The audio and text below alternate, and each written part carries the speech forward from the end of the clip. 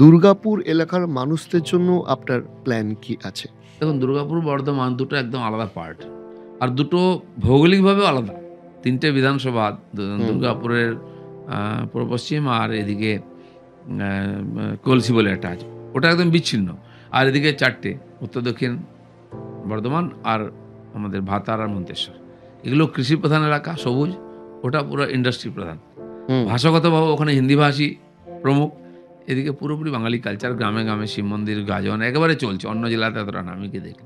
তো সেজন্য দুটোর পরিস্থিতি আলাদা, সমস্যাও আলাদা। সবচেয়ে বড় সমস্যা ইন্ডাস্ট্রি, মানে এখানে ইন্ডাস্ট্রি শিক হয়ে যাচ্ছে, বন্ধ হয়ে যাচ্ছে বড় বড় ফ্যাক্টরি। তার রাস্তা কী হবে? পাশে একটা ব্যারেজ আছে, দুর্গাপুর ব্যারেজ আমরা জানি। বিখ্যাত। হ্যাঁ, আরও কয়েকটা উপরেও আছে, পাঞ্চেত থেকে আরম্ভ করে এগুলো দামোদরের উপরে আছে। এগুলো সব এর গভীরতা কমে গেছে, অনেক বছর হয়ে গেছে। পলি পড়ে পড়ে পড়ে পড়ে জল ধারণ ক্ষমতা কমে গেছে, ফলে সেচের জলও কম আসে।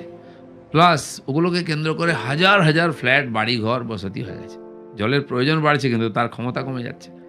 তো সেটা নিয়ে কথাবার্তা আমরা আলোচনা করছিলাম যে এর ড্রেজিং করে পাঁক তুলে ধারণ ক্ষমতা কী করে বাড়ানো যায়, আর যাতে এইখানকার জলের ক্রাইসিস না হয়। তো এই ধরনের কিছু প্রবলেম আছে যেগুলো স্থায়ী সমাধান, প্লাস কিছু ফ্যাক্টরি, পুরোনো ফ্যাক্টরি চালু করার কথা বলছেন ওনারা, কিন্তু সেটা কতটা সম্ভব সে নিয়েও সরকারের দৃষ্টি আকর্ষণ করা। প্লাস ওখানে ইন্ডাস্ট্রির অনুকূল পরিবেশ আছে, সেই ব্রিটিশ আমল থেকে, ইস্কো থেকে আরম্ভ করে শতাব্দী প্রাচীন ফ্যাক্টরি আছে। সেইখানে আরও কী করে ইন্ডাস্ট্রির জন্য অনুকূল পরিবেশ তৈরি করা যায় সে ব্যাপারেও চেষ্টা করতে হবে, যাতে নতুন করে জব ক্রিয়েশন হয়, আমাদের এখানকার যুবকরা বাইরে না চলে যায় কাজ করতে, এখানে ইন্ডাস্ট্রি তৈরি হয়।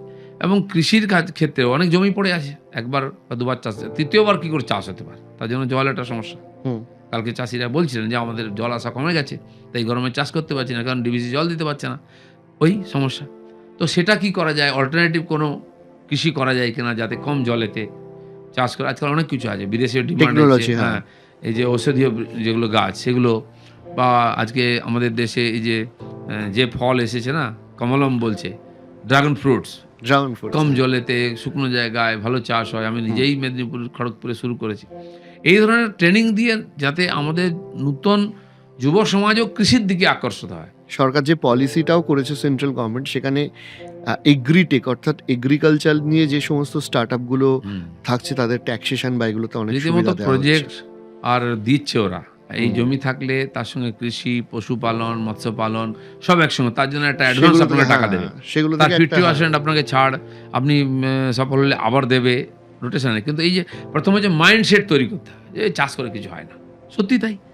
মোদিজি যখন প্রাইম মিনিস্টার হলেন, ধানের এমএসপি ছিল 1250 টাকা। একজন কৃষক, সরকার ওই দামে নেবে, তাই সব নেবে না।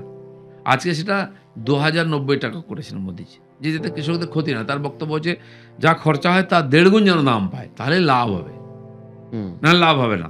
আজকে সেখানে পৌঁছেছে। তারপর অনেক সমস্যা আছে, সয়েল টেস্টিং ইত্যাদি থেকে আরম্ভ করে তাদেরকে যাতে ক্ষতি না হয়। ক্ষতি হলে কী করা হয়? এবারে প্রথম দেখলেন ডিসেম্বরে, তার আগে খুব বৃষ্টি হয়েছে, বারবার বৃষ্টি হয়েছে। তো যা ইনভেস্ট করলো চাষিরা, যা পয়সা নষ্ট হয়ে গেল বীজ, সার, জল দিয়ে। এবার সে দ্বিতীয়বার চাষ করবে কী করে? যাই হোক, মোদিজি বছরে 6,000 টাকা দেন, ব্যাংকে থাকে, সেটা ইমার্জেন্সি ফান্ড হিসেবে করতে পারে।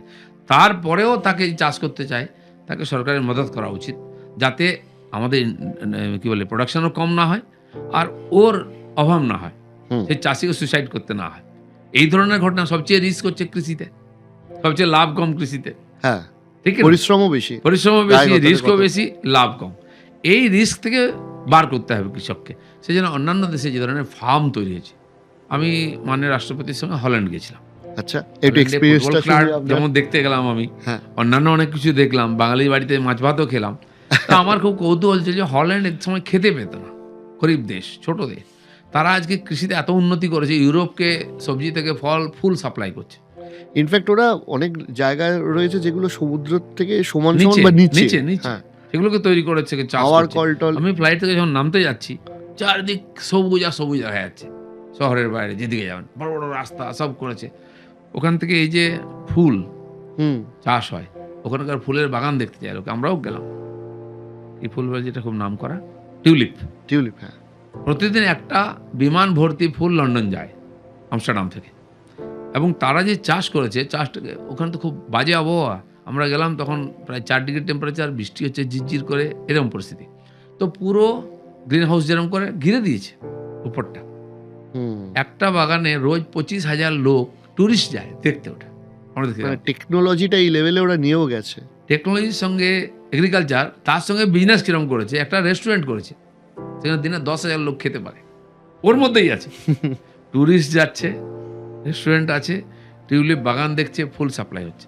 তো ওখানে একটা নতুন, নতুন ভ্যারাইটিস তৈরি করছে। একটা নতুন ফুল তৈরি করা হয়েছিল টিউলিপের, সেটার আমাদের মাননীয়া রাষ্ট্রপতির স্ত্রী উদ্বোধন করলেন, সেটার নামকরণ করা হলো মৈত্রী।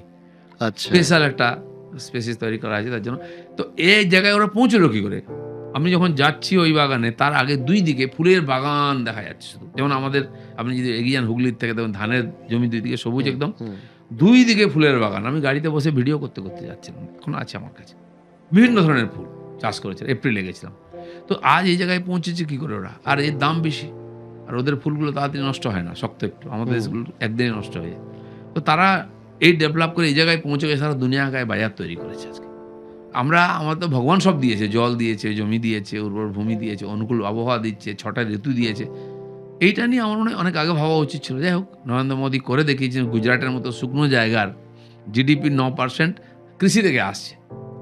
1800 কিলোমিটার ক্যানেল নিয়ে চলে গেছেন নর্মদা থেকে, এক্স্যাক্টলি। এবং পুরো ক্যানেলের উপরেতে সোলার প্লেট লাগানো হয়েছে, যাতে সোলার এনার্জি তৈরি হয়, কম না পড়ে। আমি 2 মাস আগে গেছিলাম জামনগর দিয়ে বিমানে। ওখান থেকে নেমে দ্বাদশ জ্যোতির্লিঙ্গের শেষ নাগেশ্বর দর্শন করলাম, আর দ্বারকা দর্শন করলাম। 4 ধাম, দ্বাদশ জ্যোতির্লিঙ্গ হয়ে গেল। তো যখন নামছি ফ্লাইট থেকে, চারদিকে ড্যাম, বললেন জল দেখা যাচ্ছে। ভাই সমুদ্রের ধারে, এগুলো কি? বলে সব ড্যাম। এত ড্যাম তৈরি করেছে, এক ফোঁটা জল সমুদ্রে কি নষ্ট হবে না, সব জল বেঁধে রেখেছে। তো ওই শুকনো জায়গা, যেখানে রিলায়েন্সের সবচেয়ে বড় ফ্যাক্টরি আছে, হুম। সেটা দিয়ে গেলাম আমরা। প্রচুর বাঙালিরা আমার সঙ্গে দেখা করলেন, একসঙ্গে নাস্তা করলাম। সেই জায়গায় ড্যামের পর ড্যাম করে ওই জায়গাকে উর্বর করে ফেলেছেন ওনারা। যেখানে শুকনো মাটি, শক্ত একদম কিছু হয় না, সেখানে চাষ হচ্ছে আজকে। তো যদি মানুষ চায়, চেষ্টা করে, হতে পারে। আমার মনে হয় সেই সময়টা এসে গেছে। সাধারণ মানুষও আজকে অনেক লোক ভাবছেন, ইঞ্জিনিয়ারিং করে চাকরি করছিলেন, বড় প্যাকেজ ছেড়ে কৃষি করছে।